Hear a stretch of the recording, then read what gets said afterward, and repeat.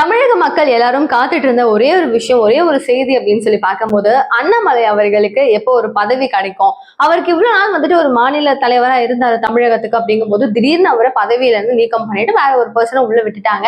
அவருடைய முழக்கமும் அவருடைய வேலைப்பாடுகளும் எப்படி இருக்குன்னு கேட்டீங்கன்னா இப்படிதான் இருக்கு. சோ இப்ப அவருக்கான ஒரு பதவி வரணும். பாஜக வந்து எங்க இருக்கு அப்படின்னு தெரியாம ஒரு தடம் இல்லாத மாதிரி ஒரு நிலைமை இருக்கு. அது மட்டும் இல்லாம இளைஞர்கள் நிறைய பேர் அண்ணாமலை அவர்கள் வந்ததுக்கு அப்புறம் தான் ஒரு எந்தோட இருந்தாங்க. இப்ப எல்லாமே டம்ப் ஆகுது அப்படிங்கிறது ஒரு மனுஷனால மட்டும்தான். அவருடைய கையில ஏதோ ஒரு மேஜிக் இருக்கு. சோ அவருக்கு எப்பங்க பதவி அப்படிங்கிறது தான் ஒரு கேள்வியா இருந்தது. சோ ஆல்ரெடி சொல்லிட்டாங்க, தேசிய அளவுல அவருக்காக ஒரு பெரிய பதவி வச்சிருக்கோம் அப்படிங்கறத அமித்ஷா அவர்களும் அப்படி கிளூலையும் சொல்லியிருந்தாரு. சோ அவருக்கான பதவி அப்படின்னு சொல்லி பார்க்கும்போது ஜூன் 1st வீக் வரைக்கும் எனக்கு வந்து எந்த விதமான பதவிகளும் தேவையில்லை. நான் வந்து ஃப்ரெண்ட்ஸோடையும் ஃபேமிலியோடையும் என்னுடைய ஸ்டடீஸ்க்காகவும் நிறைய மக்களை பார்க்கணும், நிறைய மாணவர்களை பார்க்கணும். ஸோ இந்த மாதிரி நிறைய ஒர்க் இருக்கு.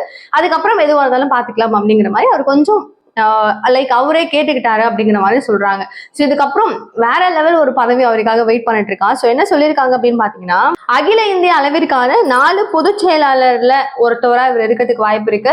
எலெக்ஷன் கமிஷன்ல இருக்கிற மாதிரியோ இல்ல ஒரு பெரிய போஸ்ட் அவருக்கு இருக்கு அப்படிங்கிற மாதிரி சொல்லப்படுது. ஸோ ஒரே வாரத்துல மேக்ஸ் டு மேக்ஸ் அவருடைய பதவி என்ன அப்படிங்கிறது தெரிய வரும் அப்படின்னு சொல்றாங்க.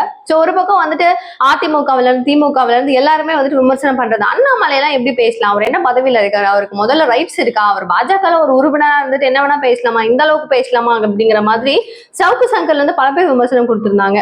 சோ இதுல வந்துட்டு திமுக இப்ப வருமா வராதா, அட்லீஸ்ட் ஒரு 24 ஒரு சீட்ஸாவது அவங்க வாங்கினாதான் பிரதான எதிர்கட்சியா கூட அவங்களால இருக்க முடியும். சோ இப்போதைக்கு அதிமுகவுல ஓபிஎஸ், சிபிஎஸ், சசிகலா அப்படின்னு சொல்லிட்டு தினகரன் எல்லாரும் ஒன்னா சேர்ந்து ஒரே கோட்பாடோட ஒரே வேலைப்பாடோட அப்போல இருந்து ஆட்சி யார் கையில இருந்துச்சோ அவங்க எப்படி வேலை பார்த்தாங்களோ அந்த ஒரு எத்திக்கை இவங்க கையில எடுத்து இப்படிதான் இருக்கணும் அப்படிங்கறத ஒரு கூட்டு ஒரு முயற்சியா அதிமுக பண்ணுச்சு பாஜக கூட அப்படின்னா அவங்கதான் ஆட்சியை பிடிப்பாங்க அப்படிங்கிற மாதிரியும் விமர்சகர்கள் பல பேர் சொல்றாங்க.